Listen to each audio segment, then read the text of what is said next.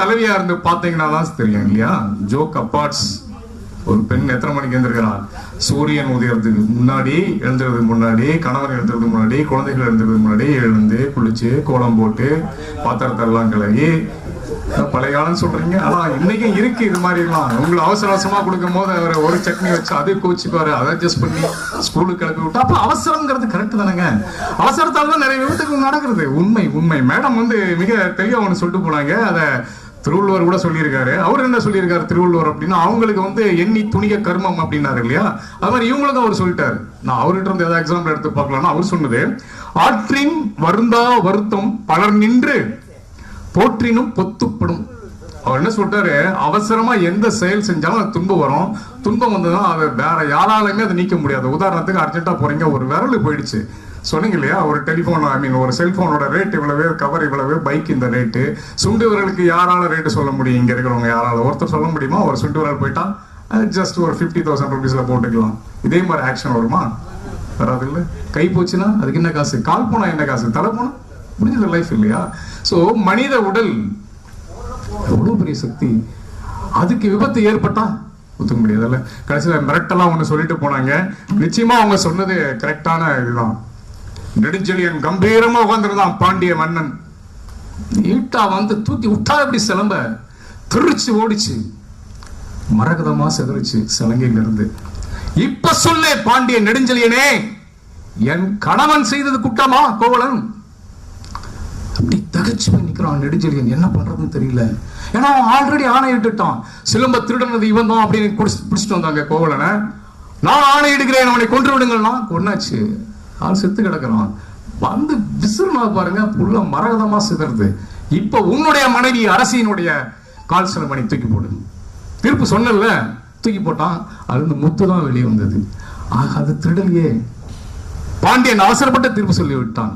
அவசரம்தான் சாகிறதுக்கு ஒரு குடும்பமே போச்சு. குடும்பம் போனா பரவாயில்ல. அதுக்கப்புறம் என்ன ஆச்சு? மதுரை முற்றிலும் எரிந்தி போனது அவரோட சாபத்தால. கரெக்டா? அப்ப விபத்துக்கு காரணம் யாரு? பாண்டியன் நெடுஞ்செழியன் விட்ட ஆணை. ஒருத்தர் செத்தான், மதுரை எரிஞ்சது. அவசரம். கரெக்ட் தான் வேணும். அதே மாதிரி ஒரு ராஜா அப்படி கம்பீரமா உட்கார்ந்து வந்தாரு. ஒருத்தன் போனான், ஐயா என்னுடைய பணப்பையை இவன் திருடி விட்டான் அப்படின்னாப்ல. ஒரு குயலை திருடி விட்டான் அந்த காலத்துல சொல்றது. அப்படியா? பார்த்தாரு ஆள் ஒரு மாதிரி நின்னோடனே, வெட்டுங்கள் இவன் வலது கரத்தைன்ட்டாரு ராஜா. ஆறாயிரம் பேர்ல வெட்டிட்டாங்க, முடிஞ்சு போச்சு, கை போச்சு. இவன் சிறையில் அடைங்க, நாளை காலையில நான் அவனுக்கு தலை வெட்டுறதுக்கு நான் ஆர்டர் கொடுக்குறேன் அப்படின்ட்டாரு. உடனே மந்திரி யோசிக்கிறாரு, இது மாதிரி சொல்லிட்டு போயிட்டாரு அப்படின்ட்டு. உடனே ராஜா கிட்ட போய், ராஜா கொஞ்சம் வெயிட் பண்ணுங்க அப்படின்னு சொல்லிட்டு, இது ரெண்டும் ஒரே அளவுள்ள குச்சி. ஒண்ணு கை வெட்டப்பட்டவருக்கு, இன்னொன்னு குற்றம் சாத்தியவருக்கு. 2 பேரும் எடுத்துட்டு போங்க. யாரு போய் சொன்னீங்களோ நாளைக்கு 1 இன்ச்சு வளர்ந்துடும் அப்படின்ட்டாப்ல. அந்த குச்சி எடுத்துட்டு போயிட்டாங்க 2 பேரும். இப்போ அந்த குற்றம் சுமத்தினார்ல, அவருக்கு பயங்கர பயம் எடுத்துச்சு. நாளைக்கு வளர்ந்துட்டா நம்ம சொன்னது பொய்யாயிடும்ல. நைட்டோட நைட்டா ரகசியமா 1 இன்ச்சை வெட்டிட்டான். அடுத்த நாள் 2 பேரை குச்சியை கொண்டு வந்து பார்த்தா இவருக்கு சின்னதா இருக்கு, ஏறனை கொடுத்து பெருசா இருக்கு.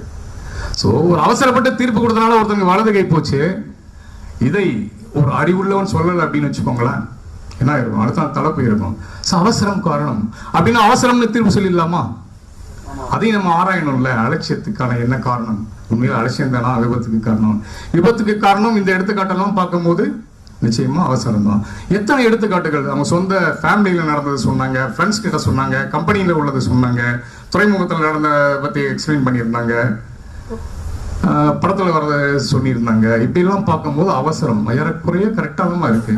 அவசரத்தாலதான் நடக்கிறது. இருந்தாலும் இவங்க சைடு என்ன பாயிண்ட் இருக்கு அப்படின்னு நம்ம பார்க்கும்போது நம்ம என்ன போனோம்னாக்க, அவங்க சொன்ன மாதிரி புராணத்துல இருந்து நம்மளும் எடுப்போமே, இதிகாசத்துல இருந்து.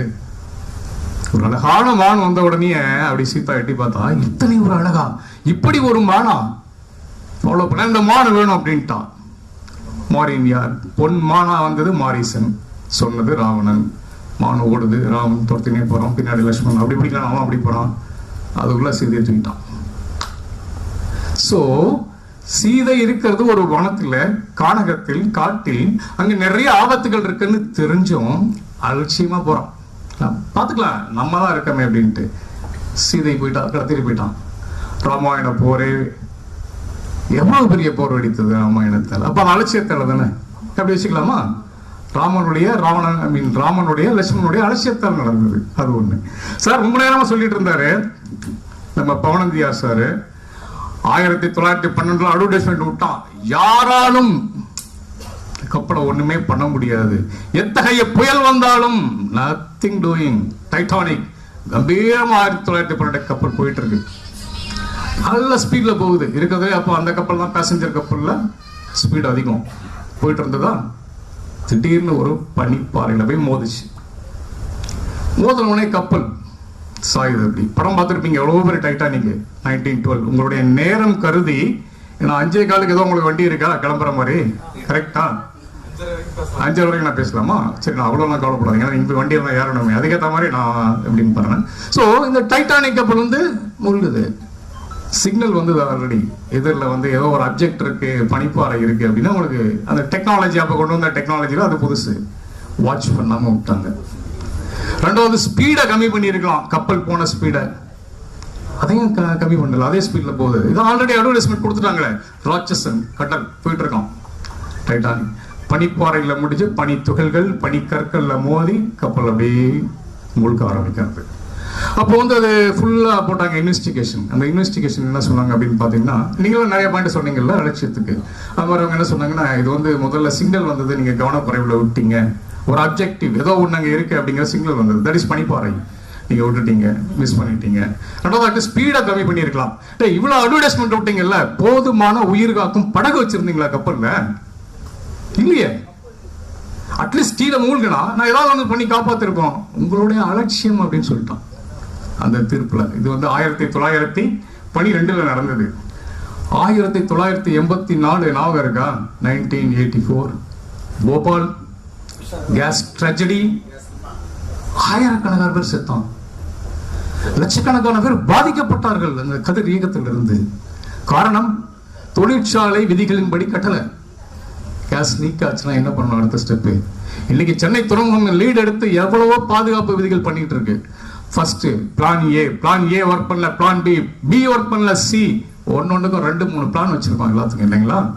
ஸோ அன்னைக்கு பாத்தீங்கன்னாக்க போபால் உலகத்தில் நிகழ்ந்த மிக பெரிய துயரமான தொழிற்சாலை விபத்துல ஒண்ணு போபால். அதையும் ஸ்டெப் பை ஸ்டெப்பா ஆராயும் போது இப்படிதான் சொல்றாங்க, நிறைய பாதுகாப்புக்கான உபகரணங்களை நீங்கள் சரியான முறையில் பயன்படுத்தவில்லை, பயன்படுத்த தெரியவில்லை தொழிலாளிக்கு, அங்க வேலை செஞ்சவங்களுக்கு அப்படிங்கிற மாதிரி அவங்க சொல்லிட்டாங்க. சரி, இது வந்து 1984. 2004 ஞாபகம் இல்லையா? சுனாமி பேரிழப்பு, அது இயற்கையால வந்தது. இன்னும் கொஞ்சம் சதன் சைட்ல கோயில்களுக்கு புகழ்பெற்ற ஊர் கும்பகோணம். எத்தனை குழந்தைகள் அதுவரை கேட்டே இல்லை, அதுவரை இந்த மாதிரி பள்ளி கல்வி கூடத்துல நடந்தது மாதிரி யாருமே கேட்காத அளவுக்கு 2004 பிஞ்சு குழந்தைங்க காலையில எவ்வளவு ஜாலியா போனாங்க டாடா காமிச்சு வீட்டுக்கு. காப்பாற்ற முடியல, இறந்து போய் வந்தது பிஞ்சு குழந்தைகள். என்ன காரணம்? தாழ்வான கோரை சமையல் பண்ற இடத்துல பத்திச்சு. எமர்ஜென்சி எஸ்கேப் ஆகி எப்படி எந்த ரூட்ல போறது குழந்தைங்களுக்கான வழிமுறைகள் இல்ல. அந்த பள்ளி கட்டிட முறைப்படி அரசு கொடுத்த கட்டிட முறை ஃபாலோவே பண்ணலன்ட்டான். 1 2 3 4 பைப் போடும் போது அப்ப இது அவசரத்தால் நடந்துதான், அலட்சியத்தால் நடந்துதான்? அலட்சியத்தால் நம்மளுக்கு தெரிய வருது. டைட்டானிக் மூணது, இன்னைக்கும் கப்பல்கள் போயிட்டு இருக்கு, ஆபத்துகள் கண்டிப்பா வரும்.